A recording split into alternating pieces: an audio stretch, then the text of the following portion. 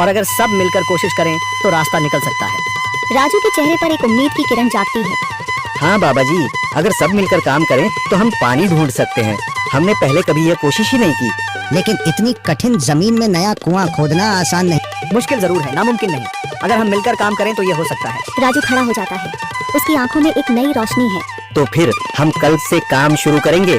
मैं गांव के सभी युवाओं को इकट्ठा करूंगा, हम मिलकर नया कुआं खोदेंगे। यह कहते हुए वह शामू के साथ गांव के दूसरे युवाओं को बुलाने के लिए निकल पड़ता है। कहीं दूर से गरज की हल्की सी आवाज आती है, जैसे आकाश ने उनकी उम्मीदों की गवाही दे दी हो। अगली सुबह राजू और शामू गांव के युवाओं को इकट्ठा करने निकल पड़े। चौधरी महेश की हवेली के सामने एक भीड़ जमा है।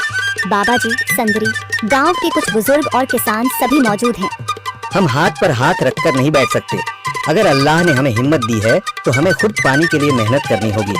हम एक नया कुआं खोदेंगे। लेकिन राजू, क्या हमें यकीन है कि वहाँ पानी मिलेगा?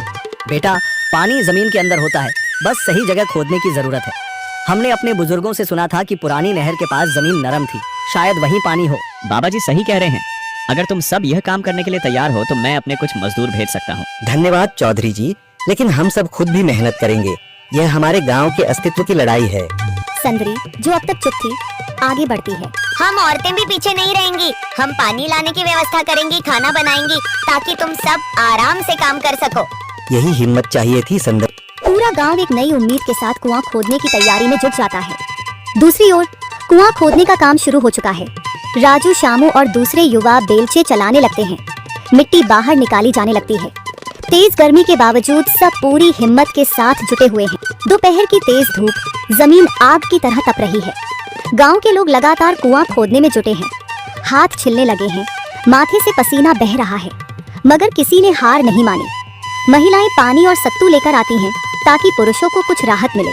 हमें और गहराई तक जाना होगा। अब तक सिर्फ सूखी मिट्टी और पत्थर ही निकल रहे हैं। राजू, यह बहुत कठिन काम है। अगर हमें पानी न मिला। अल्लाह मेहनत करने वालों को कभी निराश नहीं करता बेटा। तुम सब अपनी कोशिश जारी रखो, पानी जरूर निकलेगा। हिम्मत मत हारो। अगर अब रुक गए तो फिर कभी पानी नहीं मिलेगा। सभी फिर से जोश में आकर काम में जुट जाते हैं, मगर सूरज की तपिश बढ़ती जा रही है और कई लोगों की सांसें तेज चलने लगती हैं। तभी एक तरफ से रामलाल और उसके आदमी हंसते हुए आते हैं। अरे भाई, तुम्हें लगता है कि जमीन तुम पर रहम करेगी? हाँ हाँ, ना समझ लोग, ये सब बेकार की मेहनत है।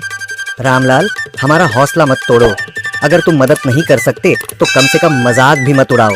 मदद? हाँ, मैं अपने कुएं का पानी बेच सकता हूँ, मगर मुफ्त में नहीं दूंगा।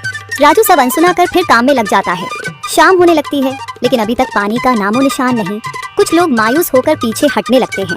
राजू, शायद रामलाल सही कह रहा है, यह सब बेकार है। नहीं शामू, हमें हार नहीं माननी। अगर आज हार गए तो फिर कभी हिम्मत नहीं कर पाएंगे। तभी अचानक फावड़ा किसी कठोर चीज से टकराता है। एक अजीब सी आवाज आती है। राजू चौंक कर देखता है और जल्दी जल्दी मिट्टी हटाने लगता है। अचानक एक ठंडी लहर महसूस होती है। सभी लोग दौड़ कर आते हैं। जैसे जैसे मिट्टी हटती है, नीचे से गीली जमीन नजर आने लगती है। सब हैरान रह जाते हैं। सुभान अल्लाह, मैंने कहा था ना, अल्लाह हमारी मेहनत को जाया नहीं करेगा।